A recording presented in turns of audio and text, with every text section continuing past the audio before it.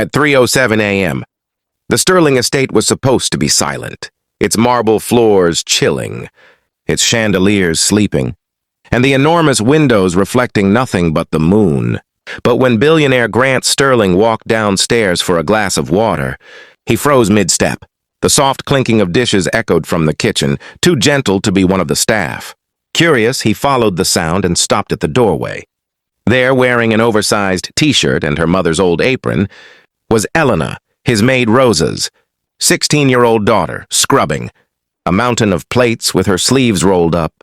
Her hair was tied in a messy knot, her eyes red from exhaustion, and every few seconds she blinked hard like someone trying to stay awake. Grant watched quietly, unnoticed. He knew Elena as polite, quiet, and painfully shy. A straight-A student.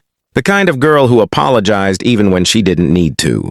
But why was she washing dishes at this hour? And why wasn't her mother doing it? Rosa never left chores undone. "Elena," Grant finally said. She jolted, almost dropping a plate. "Mr. Sterling, I'm sorry, I didn't know anyone was awake." "That's because it's 3 in the morning," he said gently. "Why are you doing this? Where's your mom?" Elena swallowed, eyes darting down. She wasn't feeling well tonight. "I didn't want her to get in trouble if the morning staff came and saw the dishes." He stepped closer, studying her trembling hands, her tired posture. Something didn't add up. She looked like someone carrying far more weight than dirty dishes.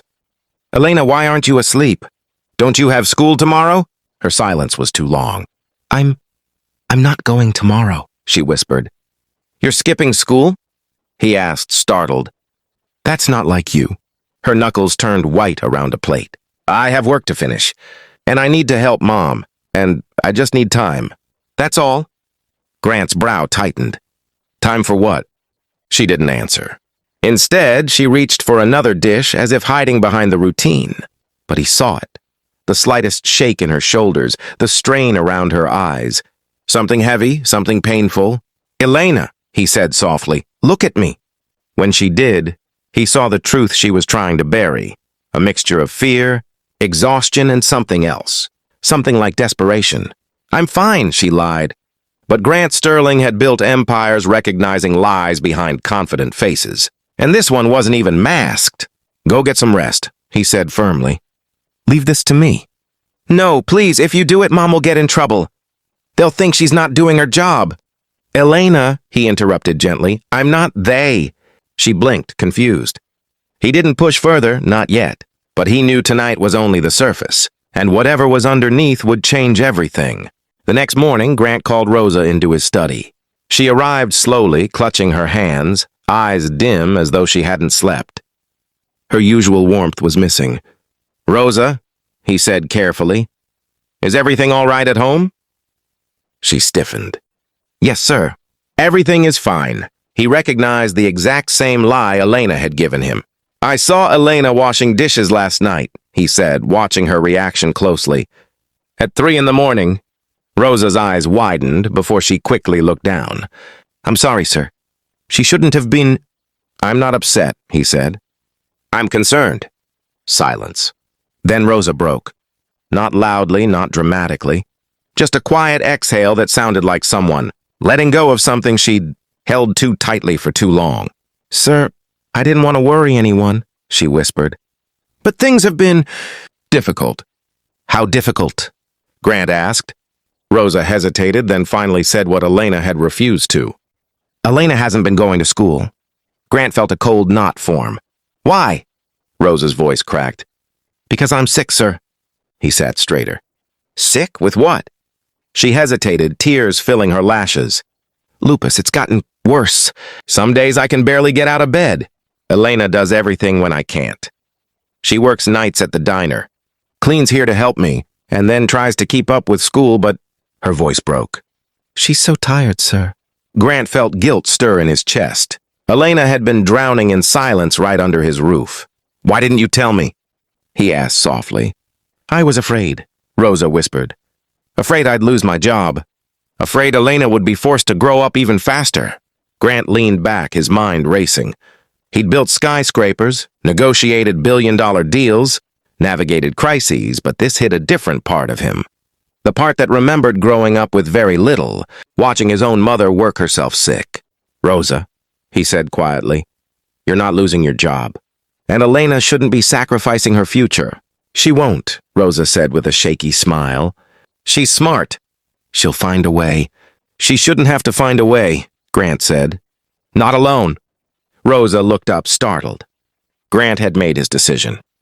Grant drove straight to Elena's school that afternoon, arriving at the counselor's office unannounced. The counselor, Mrs. Carter, looked up from her desk in shock. "Mr. Sterling, this is unexpected. I need information about one of your students." "Elena Morales." Mrs. Carter bit her lip. "Elena." "Yes, she's been absent a lot lately." "How many days?" 23 this semester alone." Grant exhaled sharply. That wasn't a few missed days. That was a collapse. "She was one of our top students," Mrs. Carter added gently. "Always prepared, always respectful. But lately, it's like she's carrying the world on her shoulders." Grant closed his eyes briefly. She was carrying the world. "Is there any program to help students in her situation?" he asked. Mrs. Carter nodded. "There are scholarships, tutoring, flexible schedules. But someone usually needs to advocate for the student. And Elena, she never asks for help. She hides everything." He opened his eyes. "Not anymore." He spent the next hour working with the counselor, setting up a plan, academic support, medical accommodations for her mother, and counseling sessions. He also arranged tutors, transportation, and a full scholarship, all anonymously. He didn't want Elena feeling indebted or embarrassed. When he finally returned home, he found Elena sitting outside on the back steps, hugging her knees, staring at the lawn like someone trying not to drown. "Elena," he said gently, approaching. She quickly wiped her eyes. "Sorry, I didn't know anyone used this door." "You can sit wherever you want," he said. "This is your home, too." She looked confused but didn't argue. "You're missing school," he said softly. She stiffened. "I told you, I just need time." "You need help," he corrected. She shot up, startled. "Please don't fire my mom." "She's trying, she really is." "Stop," he said, raising a hand. "You're not in trouble. And no one is losing a job." Her lip trembled. "Elena," he continued, "you're 16. You shouldn't be working 2 jobs and caring for someone through a chronic illness alone. That's not strength, that's survival." Her eyes filled again, but this time she didn't look away. "I didn't know what else to do," she whispered. "We don't have family. We don't have money. I can't let her suffer." "You don't have to carry this alone anymore," he said quietly. "I've spoken to your school." "You're getting help. Your mom is getting help, and I'm covering every medical bill from today forward." She gasped. "Mr. Sterling, no, I can't let you." "You're not letting me." "I'm choosing to." Her tears finally fell, and she didn't wipe them away. 2 weeks later, the Sterling estate felt different. Brighter, warmer, almost humming with quiet hope. Rosa was undergoing proper treatment and had more good days than bad. Elena was back in school full-time, supported by tutors and a flexible schedule. Grant noticed the change instantly. Her eyes no longer looked hollow. Her shoulders weren't as tense, and she moved with an energy he hadn't seen in months. One Friday evening, he found Elena sitting at the long kitchen island, textbooks spread out, a mug of hot cocoa beside her. She looked up shyly when he entered. "Hi, Mr. Sterling." "Just Grant is fine," he said, smiling. She blushed. "Okay, Grant." He noticed her homework, AP Biology, Algebra, English Composition. She was catching up at an impossible pace. "How are you feeling?" he asked. She took a breath, then smiled softly. "Lighter. Like I can breathe again." He nodded. "Good, you deserve that." She hesitated, then said, "Can I ask you something?" "Anything. Why are you helping us? People like you don't usually help people like us." He leaned against the counter. "Elena, let me tell you something. I wasn't always a billionaire. My mother cleaned houses just like your mom, and I watched her suffer because no one stepped in. I swore if I ever had the power to change someone's life, I wouldn't hesitate." She stared at him, stunned. "You and your mother are not people like you.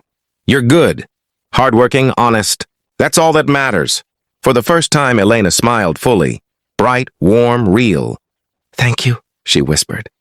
"For everything." "You don't owe me thanks," he said. "Just do something with your life. Something big. Something that makes you proud." "I will," she said firmly. Later that night, as Grant walked past the kitchen again, he paused at the sight before him. Elena was laughing softly while reviewing vocabulary words with her mom, who sat wrapped in a blanket, looking stronger than he'd seen her. There were no dishes piled up, no pressure weighing on Elena's shoulders, no fear in Rosa's eyes.